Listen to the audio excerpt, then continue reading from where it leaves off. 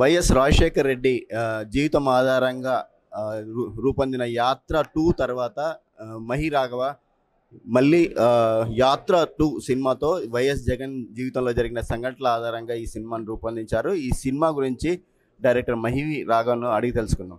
Sir, advance congrats sir. So ఫిబ్రవరి 8న release అవుతుంది. సో ఎక్సైటెడా లేకపోతే నర్వసా, ఎలా ఉంది? పరీక్ష రాసిన తర్వాత మళ్ళీ ఆలోచించుకోండి లాభం. We have done. సినిమా అయిపోయిన తర్వాత it's audience, it's up to audience how they take it or not take it. యాత్ర 2లో ఏ విషయాలని ఎక్కువగా ఫోకస్ చేశారు సార్? ఏదండి ఈ మూవీలోనా? ఇది 9 to 19 అండి. 9 to 19 is that's the time line of the story.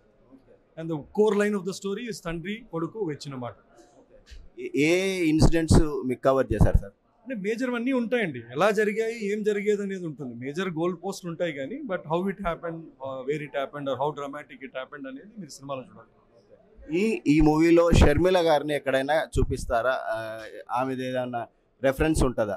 నేను ఆల్రెడీ టోల్డ్ అండి, చాలా పాత్రలు లేవు. And what ever is necessary for this 2 గంటల సినిమాకి ఏం అవసరము, ఈ కథకి ఏం అవసరమో ఆ పాత్రలు మట్టుకే ఉన్నాయి.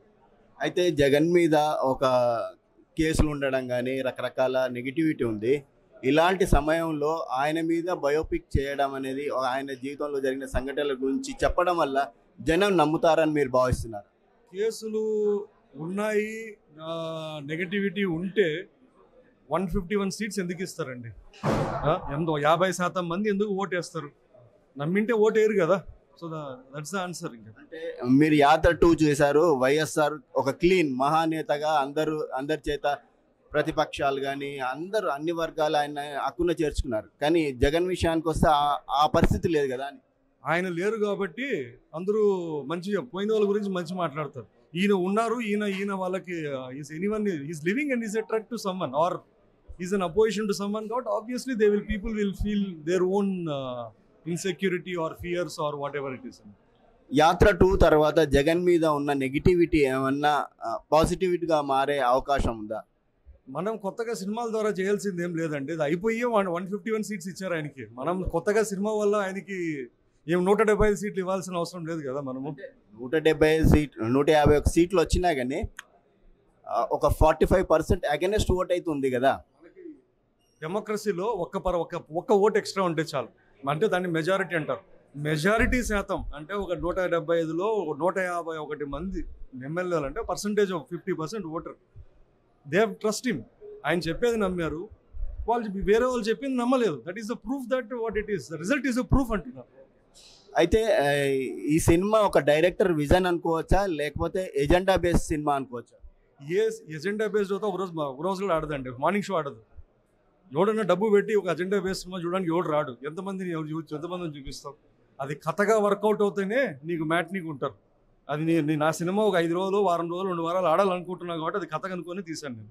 ఇప్పుడు మీరు ట్రైలర్ చూస్తే కాంగ్రెస్ని బాగా టార్గెట్ చేసినట్టు అనిపించింది. ఇప్పుడు అదే కాంగ్రెస్ని షర్మిల గారు సపోర్ట్ చేసి తను ఆ పార్టీ నుంచి జగన్కి అగెనెస్ట్గా మాట్లాడుతున్నారు.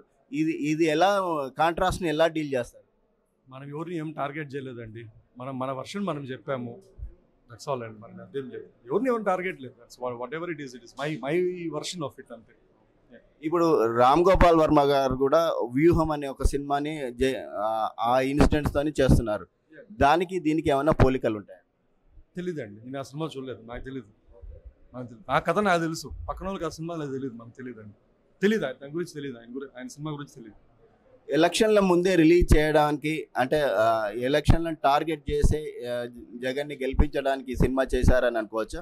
మాకు డబ్బులు రావడానికి మేము ఈ టైంలో రిలీజ్ చేస్తున్నామండి. వాళ్ళకి ఓట్ల గురించి వాళ్ళ పని వాళ్ళు చూసుకుంటారు. ఈ టైంలో వస్తే అట్లీస్ట్ 4 ఇంటర్వ్యూలు అడుగుతారు, లేదా 4 జనాలు ఏదో ఈ పార్టీ ఆ పార్టీని బేడు చూస్తాడు, రాళ్ళు వేస్తాడు. ఆ నాయిస్లో అన్న పొలిటికల్ సినిమాలు ఆడతాయి. లేకుంటే మన దేశ చరిత్రలోనే పొలిటికల్ సినిమాలు, పొలిటీషియన్ సినిమాలు ఆడినట్లు చాలా అరుదండి. మనది మనం చూసుకుంటున్నాం, పక్కన గురించి ఎందుకులేండి.